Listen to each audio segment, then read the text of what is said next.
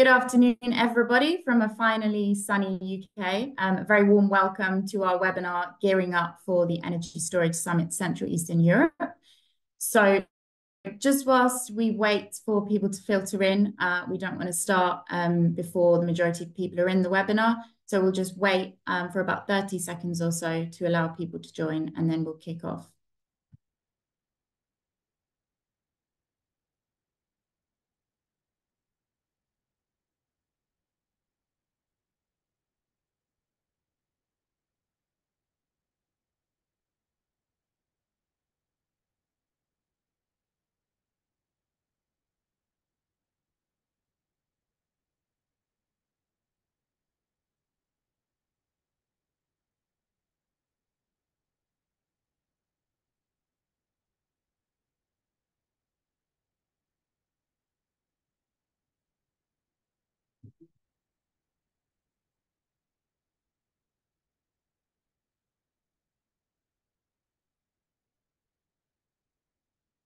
So I think we will kick off. So again, a very warm welcome. Apologies, there is an alarm going off. A very warm welcome to our webinar. I think I will hand over to Magdalena to introduce the webinar so that everybody can hear me. Can everybody hear her? Thank you, Magdalena. Please could you introduce the session? Hello, good afternoon, everyone. Welcome to the webinar Gearing Up for the Energy Storage Summit, Central and Eastern Europe. We will have today 4 presentations, 4 speakers, and we have planned also Q&A session. And for this reason, please use the Q&A option you have at the bottom of your screen. And we will try to answer all your questions. And not to take time, I would like to present and welcome our first speaker, Barbara Adamska, the President of the Management Board at Polish Energy Storage Association. Barbara, over to you.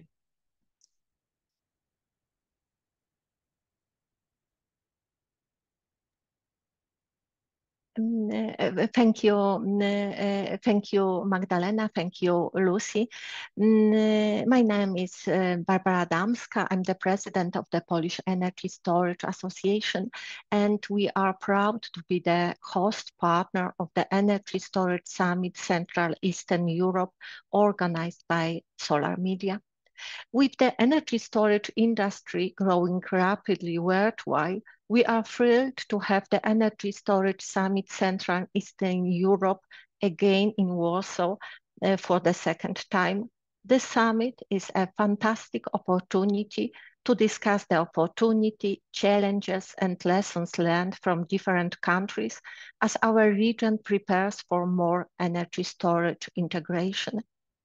Governments across our region have set ambitious renewable targets to move away from coal and support renewable energy.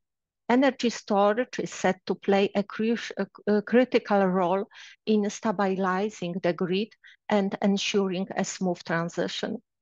Poland's new energy strategy aims for 74% of energy production to come from zero-emission sources, including renewables, with a predicted 88 gigawatt of renewable energy capacity by 2040. At the summit, we will explore opportunities in Poland, Lithuania, the Baltics, Romania, Bulgaria, Hungary, Ukraine, Austria, Croatia, and Serbia. We will discuss investment opportunities for storage, new business models, growing regulatory support, and how storage can support the grid and develop ancillary services.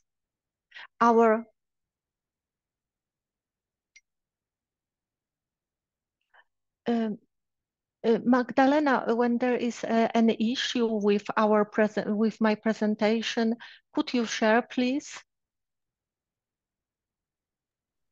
Yes, definitely.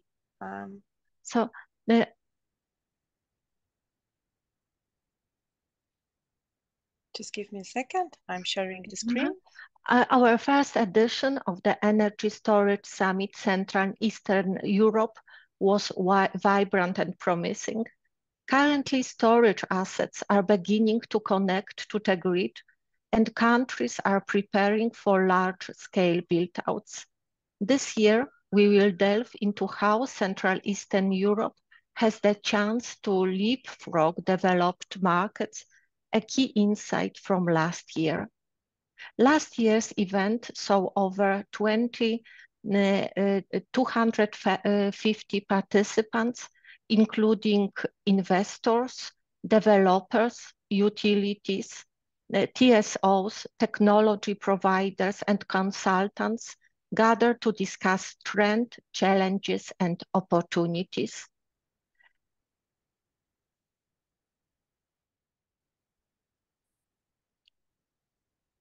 Am I on the right slide? Please make to the beginning, if you could. Yes. Mm-hmm.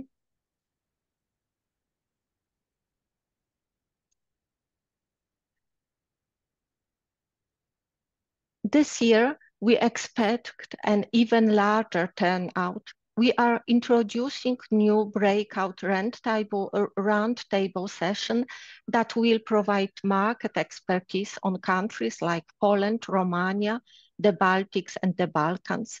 We will also discuss new revenue streams, varying business models, regulatory support, ancillary services, and the future of the capacity market. Additionally, we will highlight the importance of a resilient grid for energy security and share best practices from across Europe. To the next slide, please.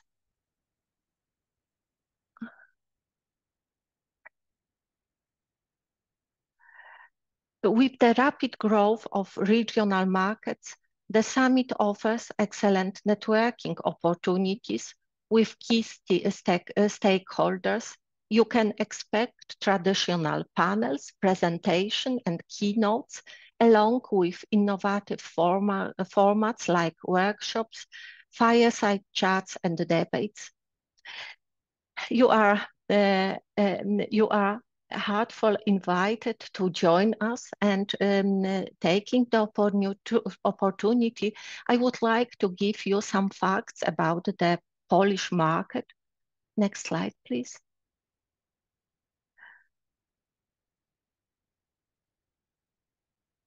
As you can see, the energy storage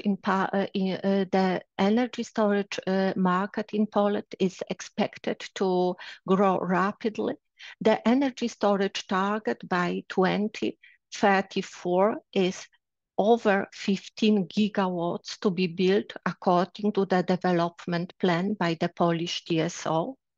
We have already issued grid connection for energy storage facilities of approximately 20 gigawatts, and energy projects already won to capacity market auction.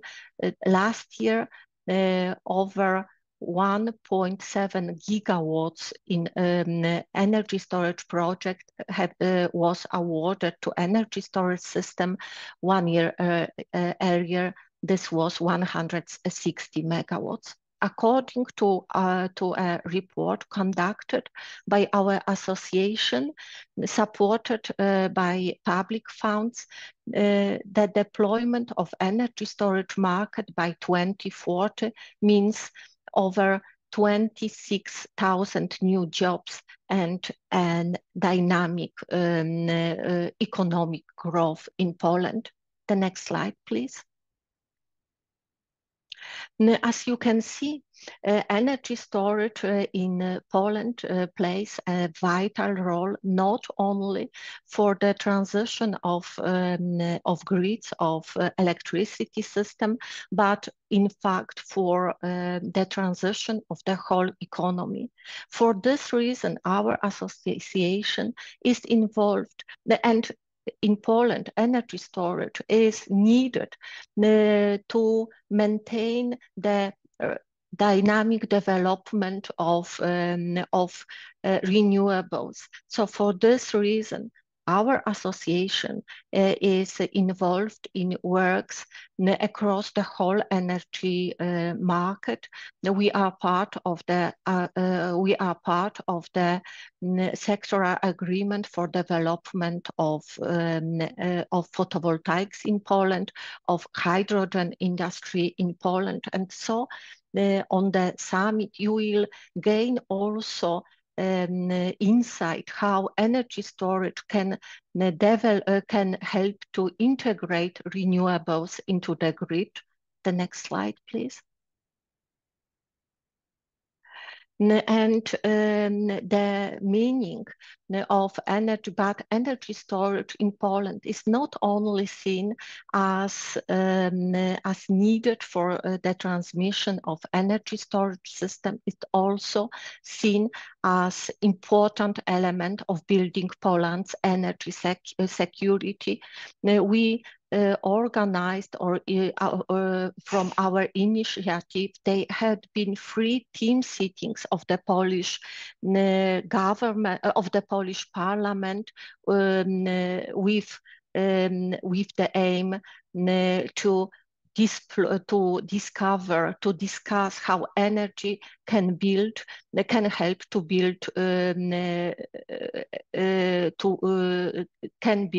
build Poland's energy security, but also to secure economic development of regions.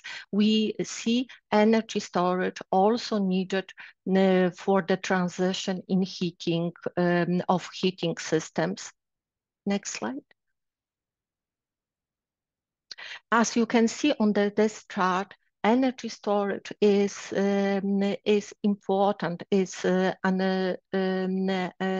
inevitable in Poland because of the dynamic growth of the installed PV capacity and the vast number of prosumers.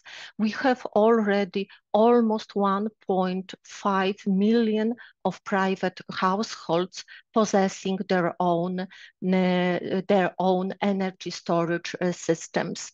They own photovoltaic systems, naturally with all the consequences for the grid.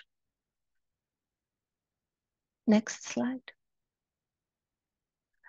The legal framework in Poland regarding energy storage is quite mature. There is no double billing of network charges. There is no license for energy storage facilities required until 10 megawatts. The electric storage is exempted from the obligation to prepare tariffs. The next. Naturally, we have also some other regulations which are the basis for new technical and business models. For example, the definition of hybrid renewable energy installation, including obligatory energy storage facilities. Energy storage facilities are obligatory in energy clusters, but unfortunately, in the definition of cable pooling, there is not energy storage included. But when we meet in September in Warsaw, the next chart, please.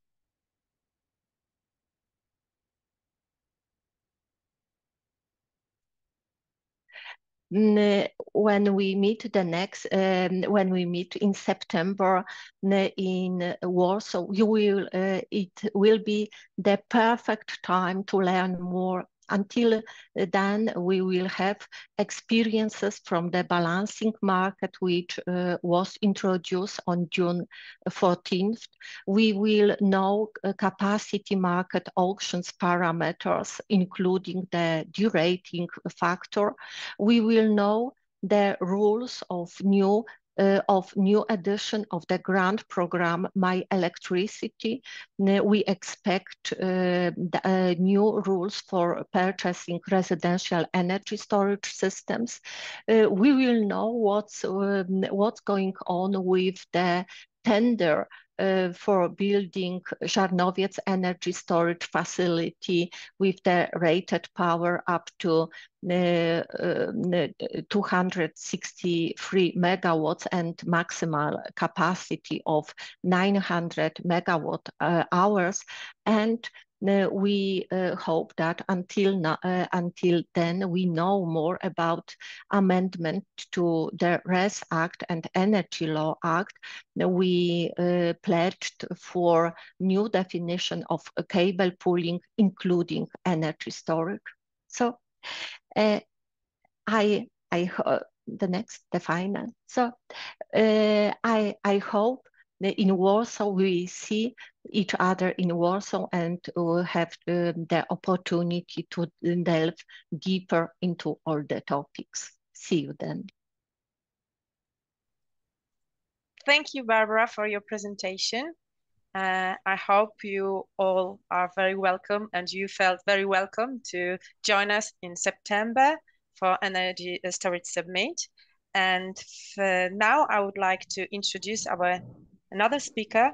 Mrs. Małgorzata Kozak will present the new balancing market rules.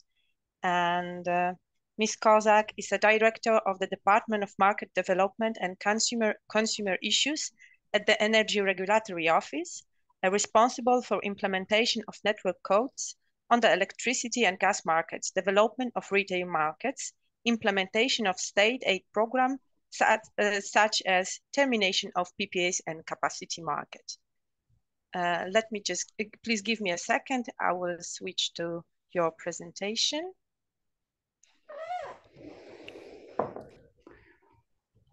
Good afternoon from sunny Warsaw. We have a beautiful sunny day, a little bit windy, so it means a challenge for our electricity system. As Mrs. Adamska said, as you saw probably the screen, our storage capacities are not so huge to cover the needs which we have in the system. But I hope that the new balancing market rules which we have will enable us to manage a little bit better than before our situation in the system. Can I ask for the next slide?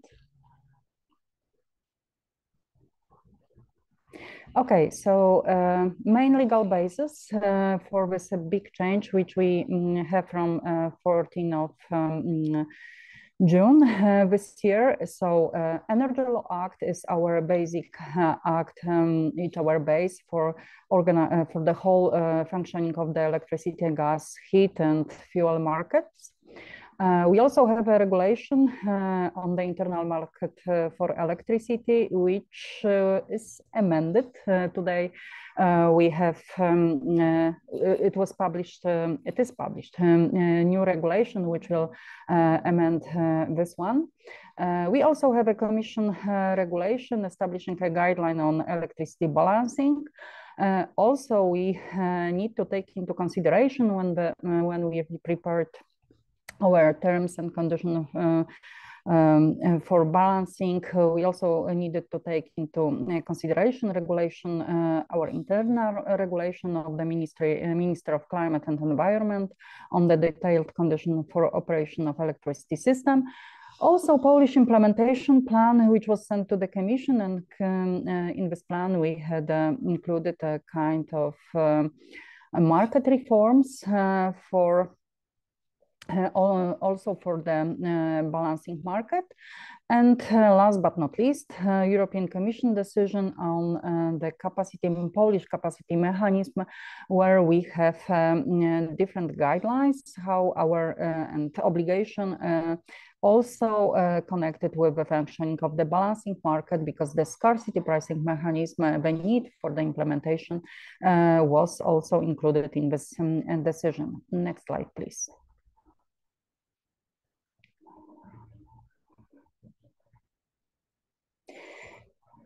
Okay, so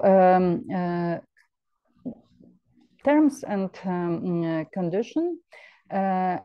and related to the balancing was approved by the President of the Energy Regulatory Office by 14, in fact, decision, which were issued on 27 September, 26 January, 16 May, and 31st May of this year.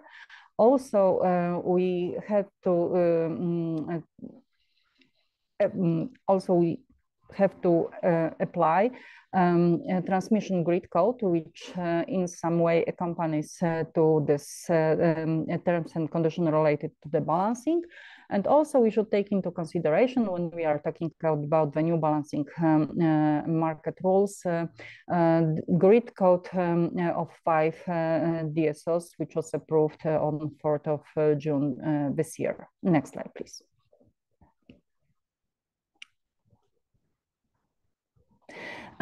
Before I go to the kind of information on the new what was changed what were changed in this terms and conditions, I think you should have a few information on our market. So we have a central dispatch market model system. So also the balancing market is organized and run by Polish TSO, Polskie Sieci Elektroenergetyczne. And it is a second stage of the huge market reform. A third stage was introduced in 2021. And also, if we are talking about the energy storage facilities, in 2021, this first stage of the reform enabled them to be active participants of the balancing market. But what we have today, we have a new structure of the balancing market participants, new structure of scheduling units and balancing units, new catalog of balancing services. Also, we introduce changes related to the notification of a commercial and technical data, including introduction of a notification of operation schedule, changes relating to the planning of a schedule of the electricity system. It is extremely important because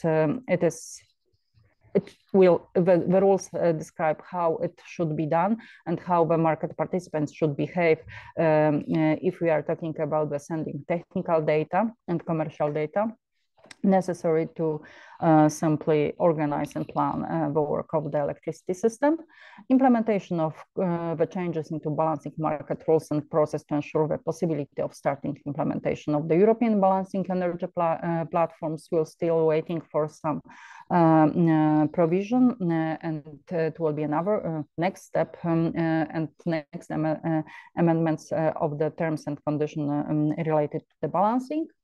We have an introduction of pricing and settlements for the operating reserve. It is the scarcity pricing mechanism, which was mentioned in the European Commission decision which approved Polish capacity mechanism. Also, we have changes related to the pricing of the balancing energy and the imbalance of energy supplied and consumed and the settlement rules of them.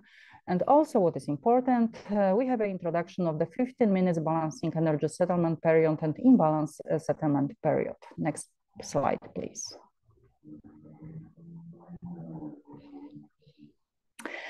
I decided to give you a brief information of the most important changes, and it is very it is my choice. So some people can say that, okay, maybe I should talk about different things, but you must know that the terms and conditions of the related to the balancing consist of the over 500 pages.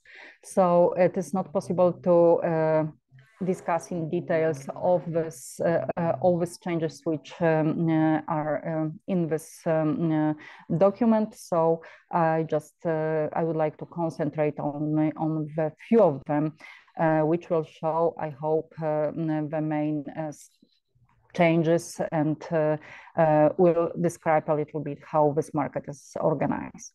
So new structure of the balancing market participants. Balancing service provider and the balance responsible party. It is not necessary to be the same entity.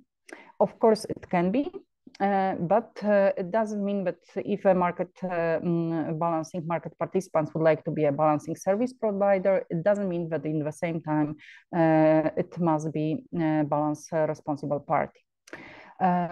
What is the duties of the balancing service provider? Uses and disposes its own resources or resources of system users, of which system users has identified it as a balancing service provider.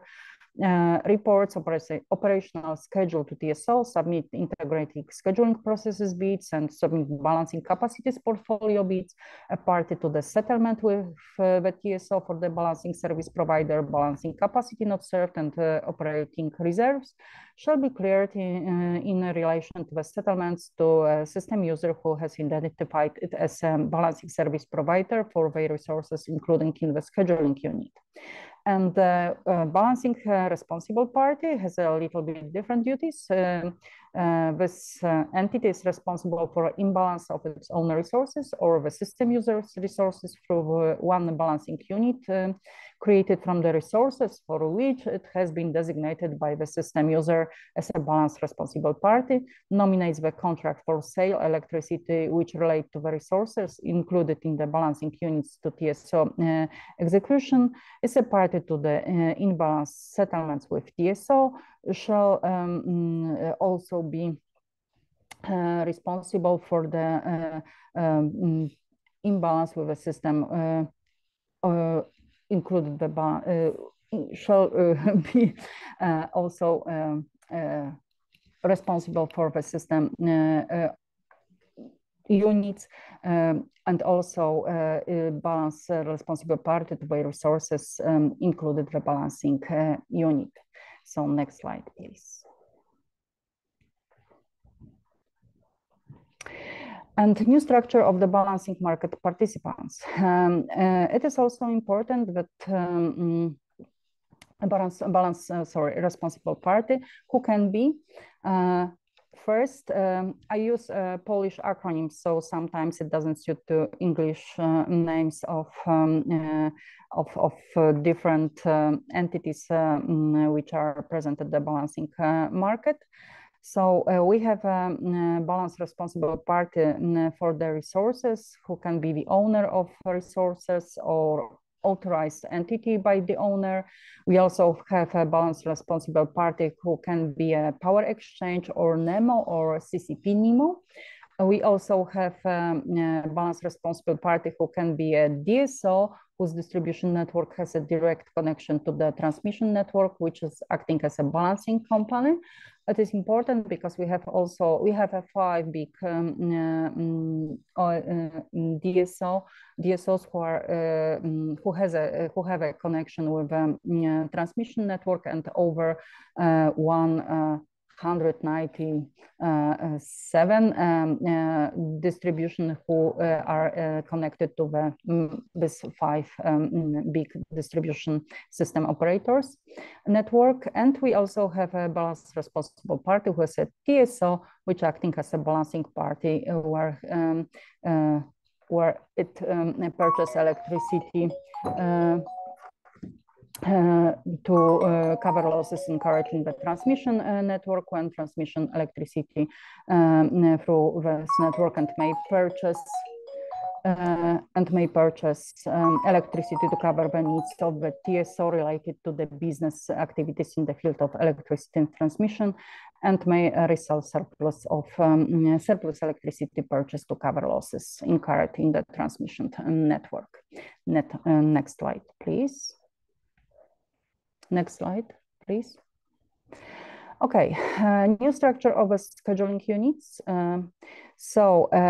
It is important that we have a new special and dedicated storage scheduling unit. Also, we have a generation scheduling unit, demand scheduling unit, wind and PV scheduling unit, and aggregation scheduling unit. And this is something completely new because during the previous years, we have when we had a completely different system, we do not use such a division.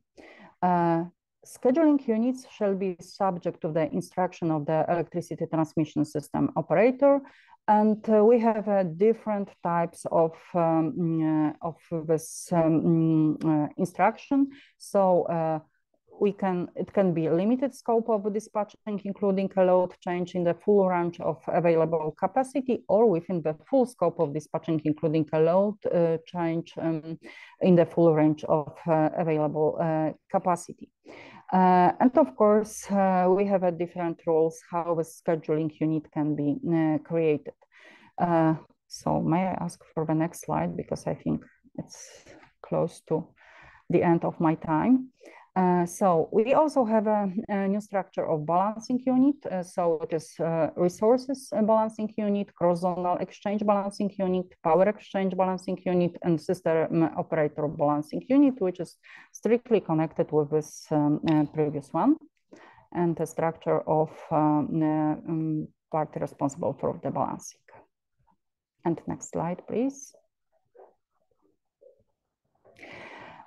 We have a new catalog of balancing services, which is obtained by TSO. And of course, it is a catalog of balancing service, balancing energy and balancing capacities. So as you see, we have different types of frequency containment reserve. It is upwards and downwards. Frequency restoration reserve with automatic activation, with frequency restoration reserve with manual activation, replacement reserve, and it is the whole system which we have. We also have the additional service which are not connected with frequency. And these services are included in the transmission grid code, and also some of these services can be used by the storage. The storage can simply offer such a service. Services. So I think it is and it is a very good system which enable to be an active market participants for the storage entities. And next slide, please. We also introduced the market-based rules for the procurement of the balancing capacities, and TSO shall purchase balancing capacity separately for up and down on the basis of a portfolio bids for the balancing capacities describe integrated scheduling, taking into account integrated scheduling process bid, taking into account also reported operational schedule and network constraints. And as you see, TSO purchase power reserves of the all following mentioned on the previous slide types of reserve. And we have two modes of balancing capacities purchase, basic and supplementary. And we can use this supplementary when it is not possible to cover the mode, when it is not possible to cover the demand for balancing capacity. In the basic mode, there is a need to rebuild balancing capacities, and also there is an update change in the demand of the balancing capacity. So it is organized in such a way that it should simply secure the whole system. And the next slide, please. And we also have a pricing and settlement for operating reserve. The system is described in the regulation which was issued by Minister of Climate and Environment. And this regulation was the subject of the technical notification by the European Commission. And based on these rules which are in this regulation, TSO proposed the way of settlement, pricing and settlement for the operating reserves. And TSO carries out settlement of operating reserve on the basis of the amount of operating reserve of all scheduling units, the minimum size of the operational reserves required to maintain the operational security of the system, loss of load probability of the electricity demand of end users, minimum and maximum price of operating reserve, and the upper daily limit of the operating reserve price, and the marginal price of the balancing energy offer in the current daily coordination plan freely balanced, which is determined according to the point 13.2.3 of the terms and conditions related to the balancing. And in my opinion, that's the most important changes. Of course, now we learn how the system is working, how the market is working. What is the most important? This market can punish entities which are not balanced before. So I hope that these changes will help especially to renewables to be active at the market because of this 50 minutes units, imbalance and balance and imbalance settlement. So I hope that will improve the operation of our market and will be also useful for all market participants. So that's all from my side. Thank you very much, and I wish you a nice day. Thank you, Małgorzata, for presenting this hot topic in Poland. Unfortunately, Mrs. Adamska and Mrs. Kozak, due to other responsibilities, won't be able to stay with us till the end of webinar. But I'm pretty sure that both of them will be available and will be present during the Energy Storage Summit in September.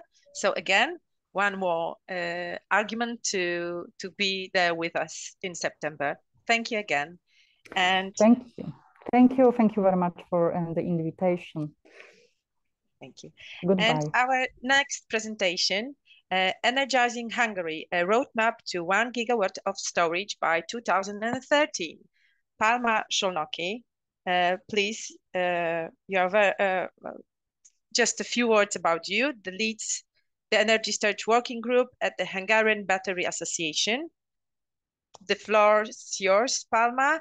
Are you going to display? Yes, I'm going to share. Do you see it? Excellent. Yes. Okay. Just on the right down corner, you've got the option to do the full screen. Or just press Control and letter L, and it should go. Is it okay now? No, it's still not full screen. If you go to the right down, right bottom, down. Okay. And on the bottom, you have to go. Yes, but here there is no, because it's not a PPT, it's a PDF. Yeah, okay. So I just go ahead. Okay, so thank you very much for inviting me. I will talk about the Hungarian storage case. Just first, a few words about the Hungarian Battery Association. So the association was founded in the end of 2021 with the mission to promote the development of a sustainable battery value chain in Hungary and to increase the local value added in this respect. We have, by now, we have more than 97 members, so the association is growing very fast. And we are involved in EU cooperation, so we are members of EBA, EASE, and AWARE, and we cooperate with Eurobot and BAT4EU. The major activities of our association is information exchange for the members, networking, of course, and we also develop professional content. So we develop policy recommendations and we have trainings as well. And working is organized in working groups and ad hoc task forces. Here you can see some of our members. So as you can see, there are multinational large companies, but there are also small and medium enterprises of domestic enterprises, so Hungarian ones. So we have 6 permanent working groups, and there is the grid storage working group. This is which I lead. Here we aim to promote the development of the storage-specific regulation in the Hungarian electricity sector. So we have organized our work into 4 task forces. So there's a task force on grid fees, there is one on connection issues, one on EU regulation, and the 4th is on construction issues. Okay, and now let's look at the Hungarian electricity market and why do we need flexibility. So what you can see here is that actually in the Hungarian National Energy and Climate Plan, in the previous one, we have set a target of 12 gigawatts of PV by the end of 2040. And 6 gigawatts of PV by 2030. However, the PV installed capacity grew much more faster than we have expected. So we have already reached the 6 gigawatt of PV capacity. So we have revised the Hungarian National Energy and Climate Plan, and the new target for 2030 is to have 12 gigawatts of PV installed and 1 gigawatt of wind. So 13 gigawatts of intermittent renewable energy generation capacity, which compared to the 7 gigawatts of consumption peak, you can see there is a big gap between these two. And so we will really need flexible capacities in order to match this generation with consumption. So in the Hungarian National Energy and Climate Plan, we have a target of 1 gigawatt of storage capacity already. And in the Hungarian electricity system, we already really feel the need for further flexibility. So for example, regarding new connections, the grid is totally full. So in the latest new connection process, there were no PV connections granted in the high voltage and middle voltage grid. So no new PV could come on until 2030. And on the low voltage level, we have already 7% of the areas closed, meaning that no new PV with injection capacity can be installed in these areas. So regarding connections, we are already full. And regarding the frequency regulation, we have started to have extreme balancing energy activations. These became more and more frequent.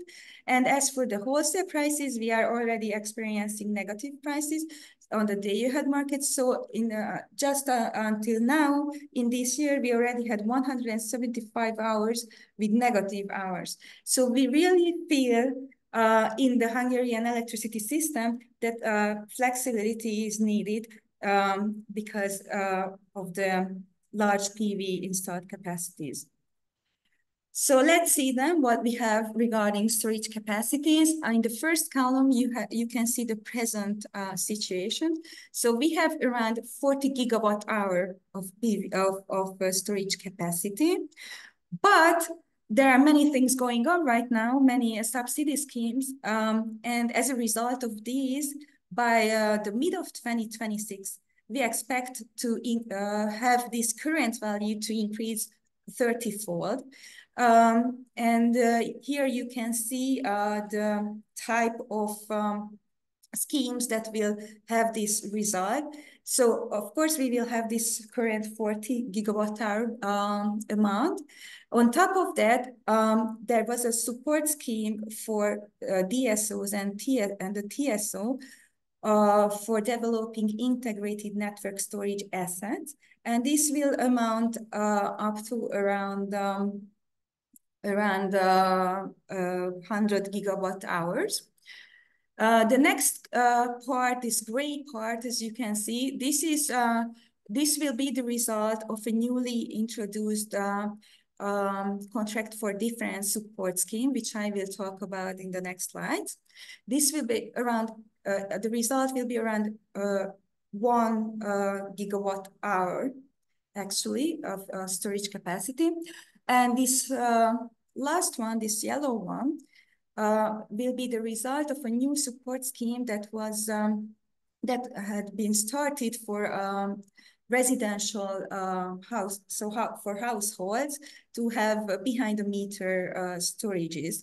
And we expect to have 120 to 150 megawatt hour of storage capacities from this support scheme by the middle of 2026. So a bit more about this subsidy scheme. So there is there was a subsidy scheme announced, which had two parts. One part was a CapEx subsidy, and the other is a CFD subsidy scheme. So the CapEx subsidy was that you could earn 340,000 euro per megawatt a subsidy for your CapEx part, but up to maximum of 45% of the investment cost. And the overall budget for this part was around 160 million euros. And then you also, if you earned this part, you will also have to participate in the CFD scheme and you had to make a bid here. The bid had to be between 90 euro per kilowatt to 190 euro per kilowatt. This is a bid for the yearly revenue from storage, which will be compared with the benchmark storage revenue that would be calculated by the Hungarian energy regulator. And it will be based on the revenues that storages could earn from the AFRR market and the wholesale market together. So the bids had to be between this 19 euro per kilowatt to 190 euro per kilowatt. And there were 3 windows announced, depending on the technology's expected technical lifetime. So those technologies you could bid that had less than 11 years of expected technical lifetime, this could be bid in the first window. In the second window, you had to be bid with technologies that had an expected technical lifetime between 11 to 29 years. And in the third window, you could bid with a technology that had a expected technical lifetime more than 30 years. And the condition for application in this bid was to have a confirmed connection. The timing of this tender was that the deadline for the bids was 5th of February this year, and the deadline for the project execution will be 30th of April 2026. And we know some things about the results. So there were 107 valid applications, and these amounted to 1,773 megawatt hour of storage capacity. And out of these 107 applications, 56 were recommended for support. And this amounts up to 1,073 megawatt hour of storage capacity, actually. But 90% of this recommendation for support was conditional because there were connection issues, which had to be cleared by around now, because they had 60 days to clear their connection issues. And what we know about the bids, actually the winning bids are not published. What we know is some information about that. So that, for example, in the first window, the bids were between 99 euro per kilowatt hour to 145 euro per kilowatt hour. In the second window, it was between 19 euro per kilowatt hour and 99. So here were the lowest values. And in the third window, the largest values, so 178 and 179 euro per kilowatt hours. What we know, actually the winners are known, so their names are published and some information on their projects. If you want to categorize the winners, we see that 50% of the capacities that are won by 5 large energy market players in Hungary. 25% of the capacities that had been won are won by PV market players and OneWind. And the last quarter is won by large industrial consumers, actually. Okay, and as I have said, there is another subsidy program that we have just started. It's called the PV plus storage subsidy scheme, and it is announced for residential consumers. It started in the beginning of this year, and government allocated a 200 million euro budget for this, and they expect to have 15,000 households in this scheme. So the subsidy here is up to 66% of the project cost, but maximum 12,000 euros. And here you have to have a PV plus storage. So the PV size is 4 to 5 kilowatt, and the storage size has to be between 7.5 to 10 kilowatt hours storage capacity. So this means that if this scheme will be successful, then we will have between 112 to 150 megawatt hour decentralized storage capacity in the Hungarian system. The deadline for the execution of these projects is April 2026. Okay.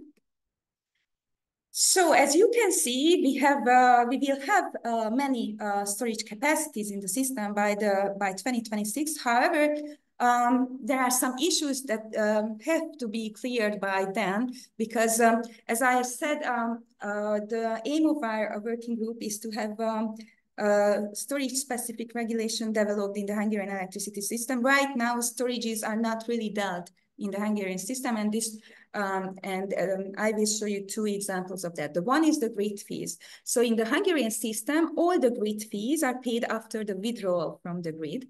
So storages actually, when they withdraw, so when they start filling the storage, they pay the grid fees just like as if they were final consumers and not an intermediary.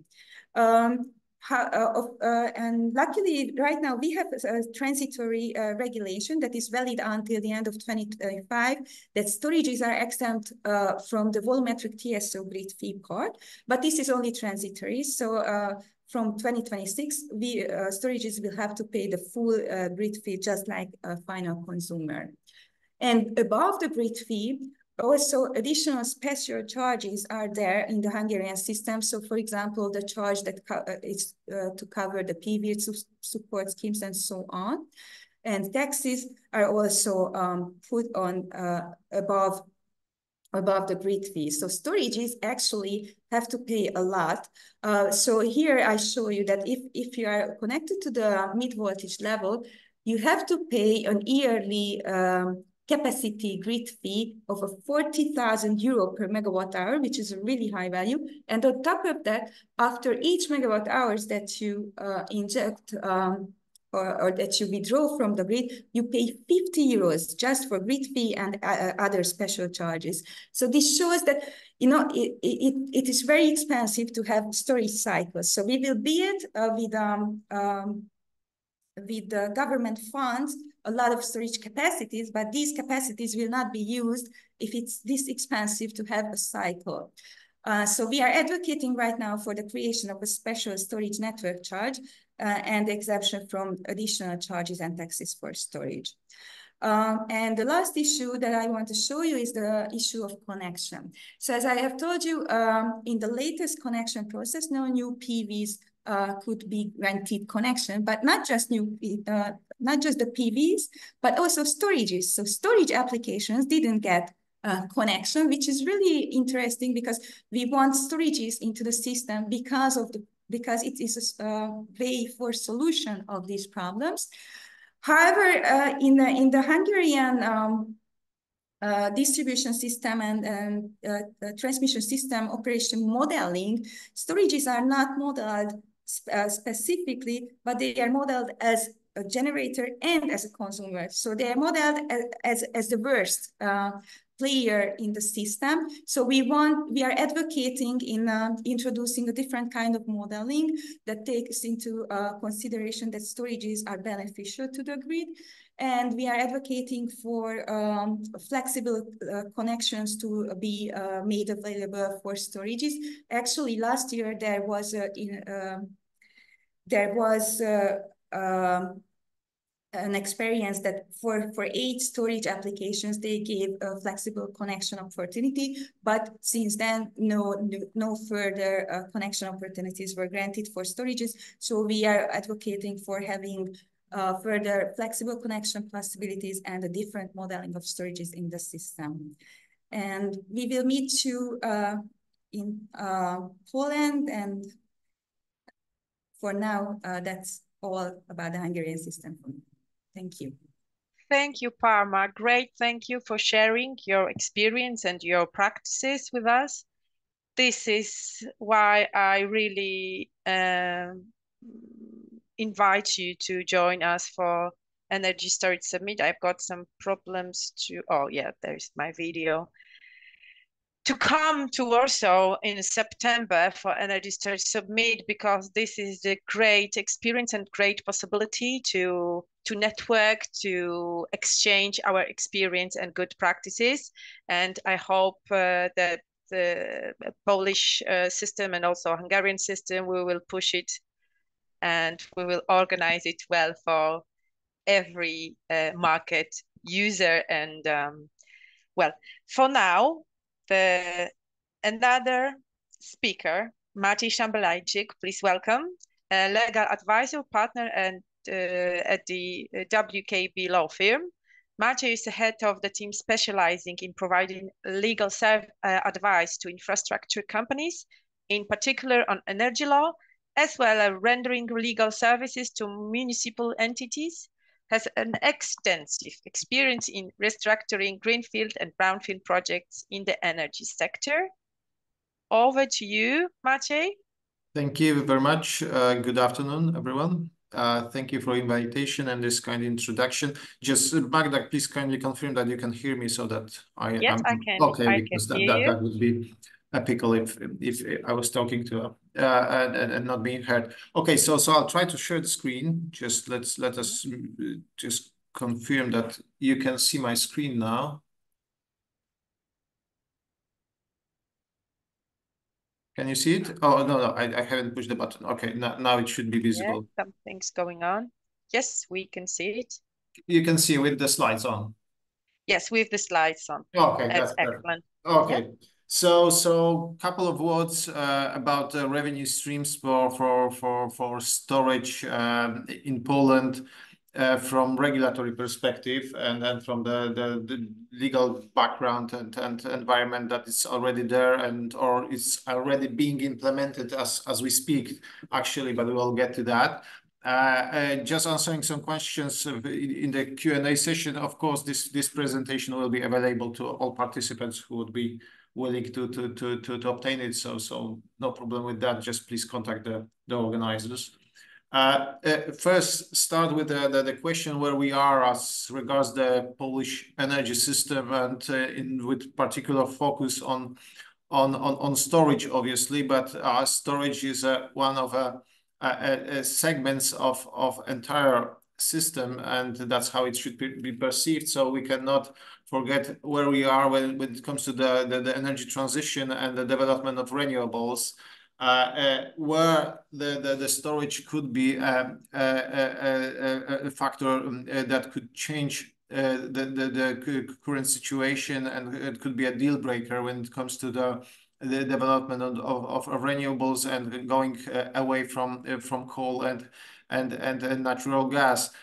This is one of the slides that's important to understand where we are. This is the scale of refusals for grid connection applications for green energy sources and the number of grid applications, actually. So right now we have applications for more than 83 gigawatts of installed capacity, which is way over even the needs of Poland. And then consequently, this orange line shows how many refusals from the grid operators there are annually. Some of these refusals are subject to disputes in front of the Energy Regulatory Office, but generally the purpose of this slide and this picture is to show that Polish energy system and Polish grid really requires some investments and some changes, and that's where the storage could help in order to enable introduction of more renewables to the grids, because right now there is a real problem with that.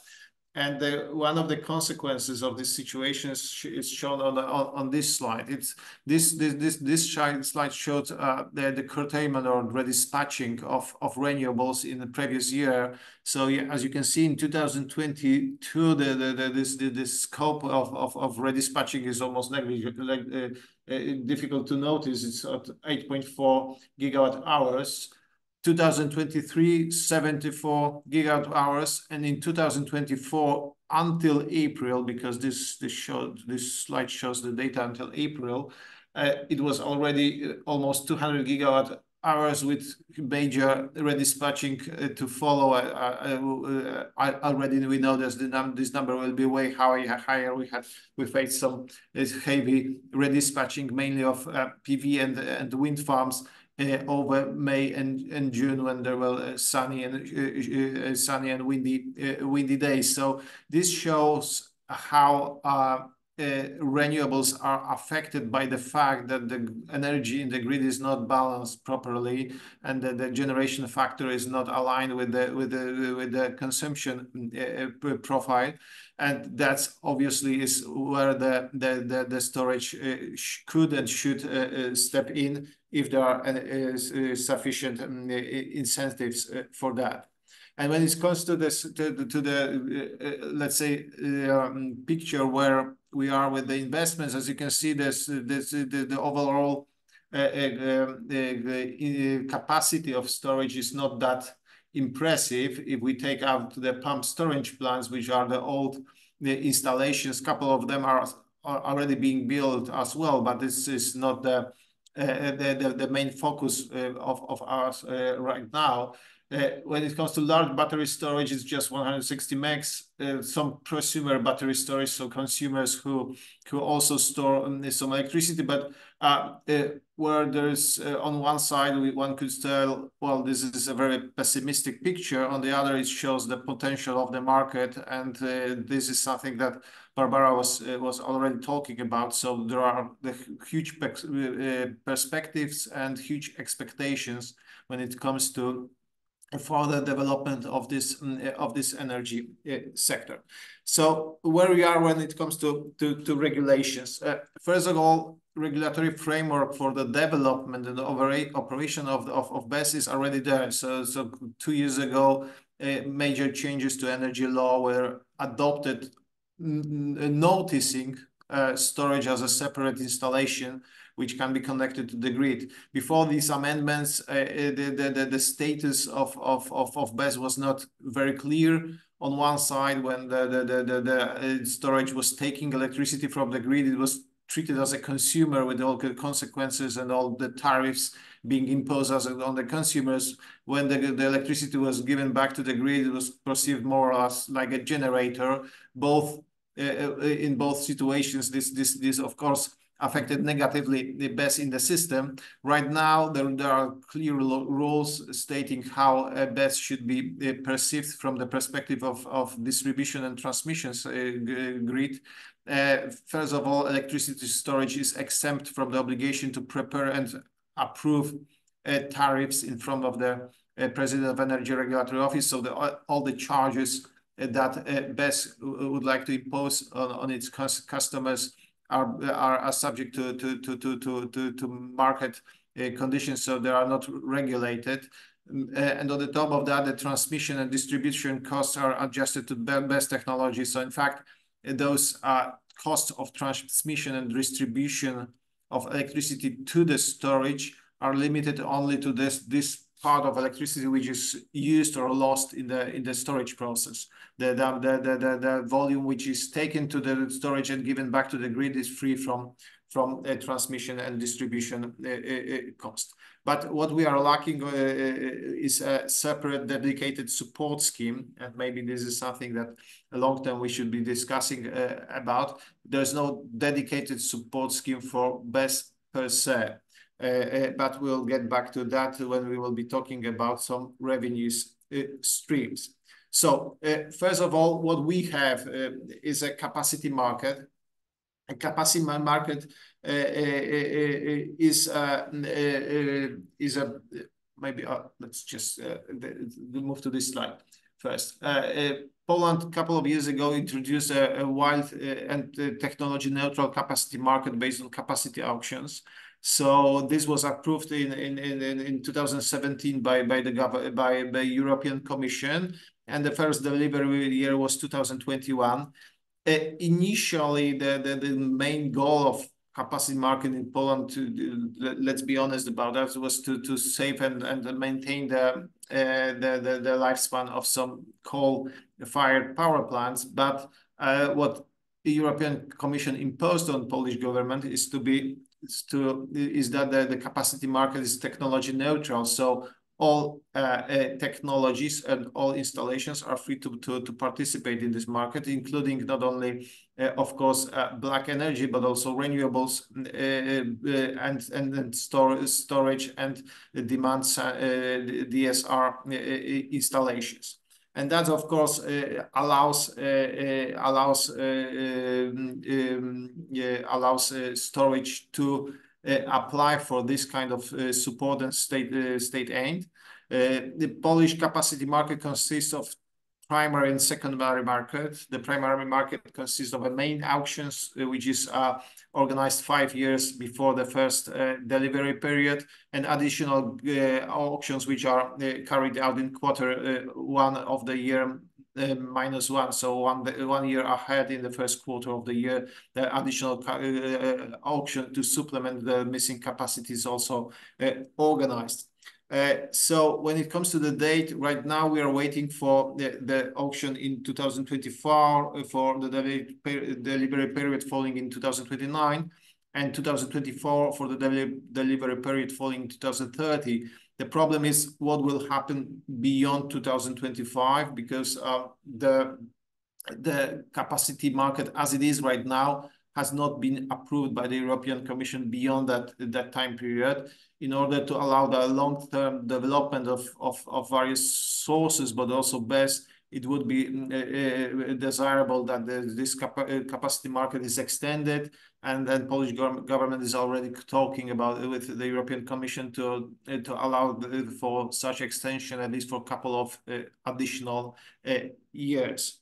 When it comes to a support period in the capacity market and auctions, generally what you can expect is 15 consecutive delivery periods, which means 15 years.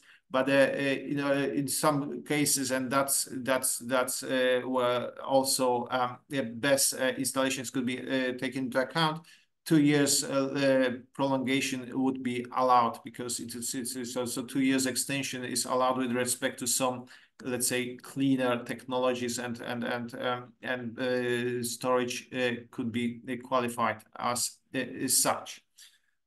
When it comes to remuneration, this is a kind of so-called Dutch auction. So there's one closing remuneration level for all participants. So the price for capacity obligation is the closing price of the main auction or additional auction, subject to annual indexation based on the average annual consumer goods and service price index. Apart from this, this primary market, so where the auctions for capacity are organized, then there is a secondary market. So it allows to move the under over-the-counter contracts or on a commodity exchange the capacity obligations between market participants.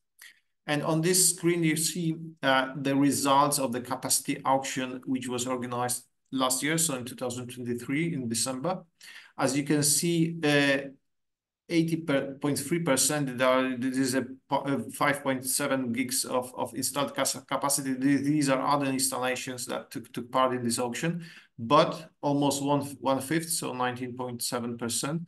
These are energy storage installation amounting to 1.4 gigawatt of installed capacity. The closing price was a bit disappointing because it fell from compared to 2022 auction, where it was above, as far as I remember, 400 zlotys per kilowatt per year. Now it's 244, so it dropped, but still it's a significant and stable source of income. When it comes to main challenges as regards the capacity market, so the first one is the one that I already mentioned. So the question whether we can expect further prolongation of this support scheme beyond 2025. So in other words, whether there will be another auctions in the year to follow.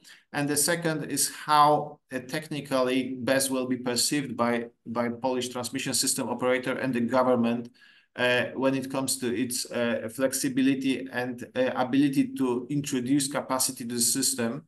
Surprisingly, when it comes to these year auctions, the government announced that the so-called correction factor for storage will be reduced down from 95% down to 57.58%, which in practice halves the expected remuneration. So for 100 megawatt of installed capacity, only 57 megawatts would get remuneration. But as far as I know, there are still ongoing discussion with the government in order to change this approach and to increase this correction factor for the benefit of the storage units. Now, we covered the capacity market, but this, of course, does not end the all streams of income streams for BESS. Of course, we can talk about market arbitration. So in practice, buying cheap electricity and selling it back when the prices go up. This, of course, requires quite a high liquidity of the market. I'm not sure, I'm not also the trading expert, but I'm not sure we are there as Poland. So sole market arbitration would not be a sufficient source of income for the storage. But if combined with other income streams, that definitely should be taken into account. As I already told, selling electricity which is stored in a storage installation is not subject to tariffication, so you don't need to prepare a price list which is approved by the Energy Regulatory Office. It's a free market. And licensing, when it comes to the license for storage, it's obligatory above the 10 megawatts of installed capacity. So in practice, that would mean that storage can do TGE, so it's Polish Power Exchange. They are trading, sell electricity to end users, and even trade GOs. I mean, buying electricity and selling it. If it's green, then the owner of the storage installation can also get involved in the trading of GSOs as well. And the last bunch, I would say, of revenue streams is something which in general could be called, let's say, system services. So the services for the benefit of the grid owners. So in practice, for the benefit of transmission system operator or distribution system operator. So on one hand, there are balancing services provided for the benefit of TSO. Recent changes in the balancing market as of June 2024, the representative of Energy Regulatory Office presented in detail those changes. I have also prepared some slides with some more general overview, which I hope they would be useful. We will get to that in a second. And then there are flexibility services, which are also services for the benefit of the system. So to put it in general, there are also so-called system services for the benefit of DSO, so separate distribution system operators. So there's active power balancing, reactive power compensation, voltage stabilization, voltage symmetrization, supply of short circuit current. All those services might be contracted by the DSO. When it comes to those system services, we need to be aware that the changes in the legislation giving ground to these services, so which will allow to provide such services for the benefit of DSO and TSO, were adopted only last year. So it entered into force last autumn in September, with some transition periods. First of all, the secondary legislation, meaning the so-called system regulation, so the regulation on the functioning of Polish electricity system. This should be updated and has not been updated yet to address those balancing and flexibility services. And on the top of that, the TSO was imposed with the obligation to update its grid code to also describe in detail those services within 12 months following the above amendment. So which means that they have still time until September 2024. But this also means that as we speak, actually the Polish energy system is being changed in order to introduce those services, and we can expect that more or less by the end of this year, all question marks will be answered. How these services will be contracted, what we can expect as the developers of the storage units when it comes to the provision of such services for the benefit of either TSO or separate distribution system operators. And a couple of slides regarding new balancing roles. As I said, the representative of Energy Regulatory Office presented this in detail, but maybe some foreigners present on this webinar, it would be useful to have some more general information. So first of all, something which is obvious, the balancing market is so-called technical market, which means that it's not a place for energy trading, but a mechanism ensuring the physical implementation of energy purchase of sale. So the main goal is to balance demand and with the production in real time. And of course, PSE, which is Polish Transmission System Operator, the only transmission system operator, plays a key role in this process. And there have been a couple of stages of the reform of the balancing market. First one implemented in 2021, including opening the balancing market to new smaller sources, including also the demand-side response. And these changes were aimed to enable more market participants to take part in the balancing process, which as an ultimate goal was to increase the market flexibility and efficiency. What we are facing right now, and that was started on the 14th of July 2024, is the second stage of the reform, and it's simply going farther. So it's those changes. The purpose of these changes is to further increase market flexibility and improve the stability and efficiency of the power system. So first of all, each participant before the changes, so each market participant on the balancing market, so called in Polish URB, so Uczestnik Rynku Balansującego, had to be entity responsible for balancing. Right now, the market participant can be also either entity responsible for balancing, but also a balancing system provider, and that's where the room for balancing services opens. So on this slide, we have this is a slide from the presentation of PSE, so the TSO. That's why some of the sentences are in Polish, but I try to update it with some English terminology. So current rules, we have various balancing market participants. Those with active scheduling units can be as DOB, so the supplier of balancing services. And from June 2024, the catalog of balancing services available to balancing service provider has been expanded, and it includes a balancing energy, balancing of power, frequency containment reserve, frequency restoration reserve with non-automatic activation, replacement reserve, both up and down. So these new mechanisms allows for better management of energy resources and also ensures the stability of power system, but it also shows how broad the catalog of prospective services which might be provided by storage installation is. One of the key changes is also the lowering of the capacity threshold for generators, but also the storage, who can submit offers on the balancing market. So it was narrowed down to 0.2 megawatt instead of the current threshold of 1 megawatt of installed capacity, which also opens the balancing market to a larger number of participants.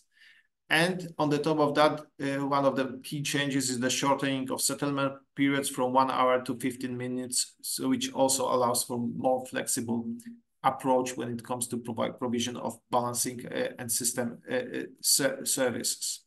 So the TSO argues that the changes which have been introduced will improve the pricing of electricity in real time and generating new price signals for producers, but also including storage and consumers. So thanks to that, market participants will be able to use cheaper energy in times of surplus and will be motivated to increase energy exports to the grid and reduce consumption. So this is exactly where the storage units can play the biggest role. The new price signals are intended to encourage wider use of energy storage. And just to show you how after the changes, Polish balancing market looks like on this picture, these are balancing prices. I believe this is from the 24th of July or 22nd, I'm not sure. But generally it shows that in the peak, how the prices even are falling below zero. And this is the where the PVs and wind in the windy days were the most active, and this shows also shows on the numbers. So this column is CEB weighted average price of balancing energy prices varying from 600 or more down to minus 471 also on the 24th of July. And this is also the page data from the website of PSE, Transmission System Operator. There are publicly available. Anyone can check on a specific date what were the prices for provision of specific system services. So frequency restoration, replacement reserve, balancing capacity, and so on and so forth. Here are the numbers, and you can start digging into that and checking how it would affect the feasibility of specific storage installations. That's it from my side. Thank you for your time and for listening. I hope it was interesting for you, and see you also on the conference in Poland. Thank you very much, Maciej, for very interesting presentation. Ladies and gentlemen, dear guests, we're finished for today with our presentations. And just give me a second. I've got just one more slide for you. And I hope that's given you all some great insight into the topics that we will be discussing at the summit later this year. Just give me a second.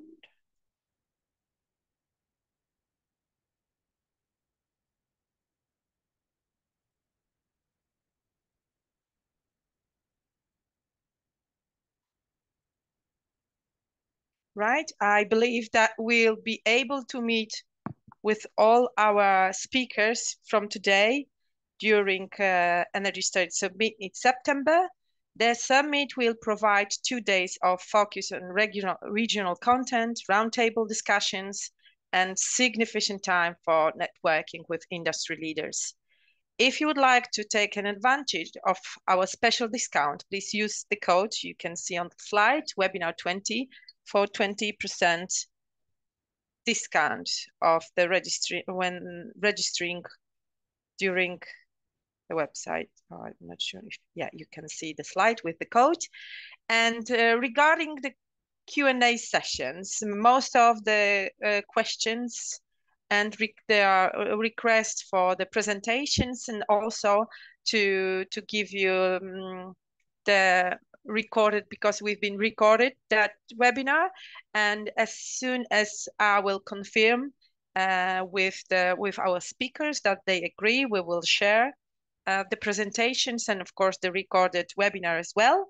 And for those of you who registered on the webinar, you will also get the follow-up email with all the informations. So thank you once again, and hope to see you soon in September.